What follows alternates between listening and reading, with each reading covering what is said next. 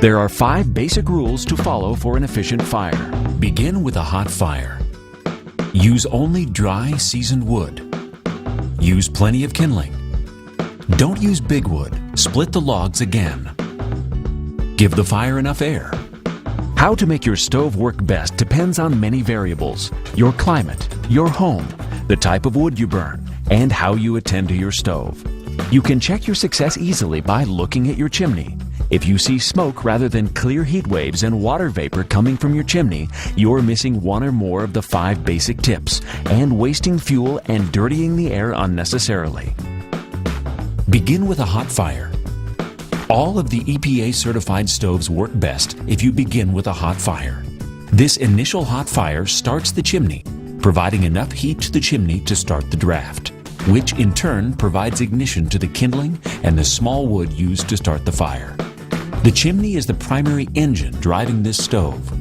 In addition, both catalytic and non-catalytic stoves require that the stove reach a certain hot temperature to burn cleanly and efficiently. If this is your wood stove's first fire, you should open a window due to fumes from the stove paint as it cures, as noted in your owner's manual. So how do you build this first hot fire? Use only dry seasoned wood. As we've said before, using wet or green wood is equivalent to throwing water on the fire. Make sure all your wood is dry and seasoned for at least 6 months and never burn trash or treated wood. Use plenty of kindling. When you are splitting your wood, make sure you also split a large amount of small kindling pieces. Enough kindling, when added to wadded up newspaper for the initial lighting, is essential to building a hot fire. To get your fire started quickly, use more kindling. Use small wood to start the fire.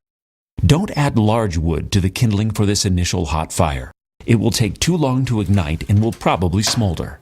Add several pieces of smaller split wood to the kindling, and once the fire gets hot, add larger pieces of wood to keep the fire going. Give the fire enough air. Fire needs a lot of air, so make sure the air controls are fully open when starting the fire. After lighting the kindling, you must stay with the stove and watch it carefully.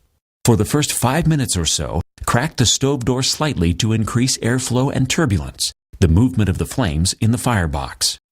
Some stoves are built with a convenient 2-stage latch for this purpose. Watch carefully to see if the flames are increasing in size and intensity.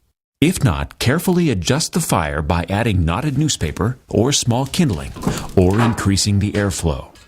Once the fire is burning hot, add the full load of wood, 3 or more split logs, stacking them with enough room in between so you don't smother the fire. Then close the latch. Never leave the stove unattended without closing and latching the door properly. Your owner's manual offers more information on how to control the airflow once the stove has reached its initial hot fire. But the principles above apply to all wood stoves and can help you avoid the most common mistakes made by wood stove owners.